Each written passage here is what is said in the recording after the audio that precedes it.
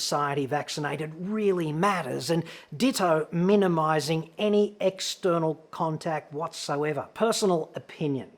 We've got this useless Federal Health Minister, Greg Hunt, who cannot apparently even admit to the public that the vaccine rollout is, let's be kind, not going as well as expected. That's functionally incompetent, not to mention and/or dishonest. His counterpart in New South Wales, Brad Hazzard, is even worse. Here's a guy who is emblematic of why the public has lost trust in elected officials. He is, at best, in my estimation, a bumbling clown who I would not trust to manage the local op shop, let alone the health of 8.2 million people. I would also never put him in the same room as a friggin' TV camera for fear that he might attempt to speak. And that is something I know quite a bit about. This novel COVID Delta New South Wales Society experiment is running right now. It's a kind of clinical trial, and you and me and everyone else, we are all in it. Together with, of course, the virus and the countermeasures being only two, like minimise personal interaction and get yourself vaccinated. It's only two things, the countermeasures, but they both really matter. More data is doubtless going to unfold, and we'll have to update the model, right? Because that's what honest science does.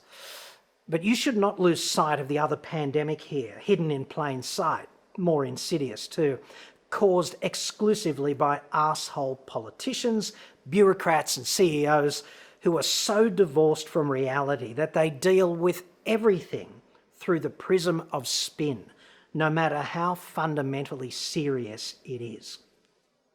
What's missing here is honest dialogue and effective action. Like, yeah, this is bad, we made mistakes. Now we need to pull together and beat this thing. Why not say that? The main transmission vector is inside households.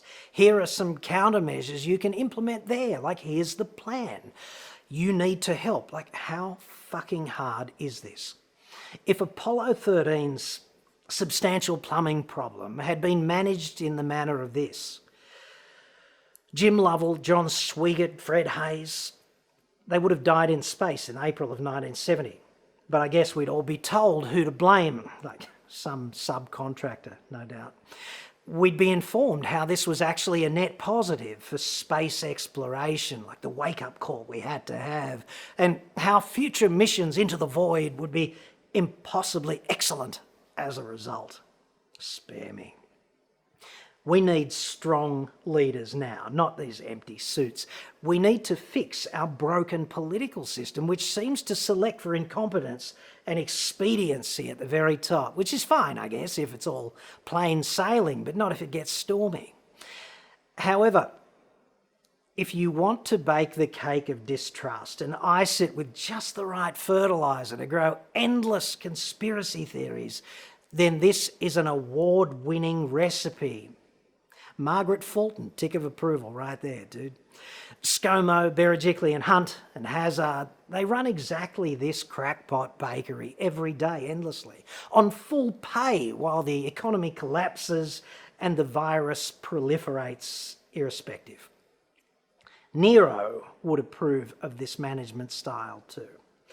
This is the most disgraceful, politically expedient and functionally dishonest instance of crisis as pornography that I have ever frigging seen. And COVID, even the Delta strain, is by any historic estimation a mild pandemic at worst. And that is simply dumb luck or nature throwing us all a softball, whichever way you look at it. If COVID were more like measles in terms of how contagious it is, and measles is one of the most contagious diseases, and if it were more like MERS in the context of being deadly, MERS was thankfully very hard to catch, but it did manage to kill roughly a third of the people who caught it. If it were both of those things, right, or trending even just closer to the behaviour of both of those diseases, then we really would have been looking at some nightmare hellscape. We'd be in it now. Dystopian future, here we come. And we'd have some of the worst leaders on earth for guidance and essentially zero preparedness. A little something to think about for the next state and federal elections.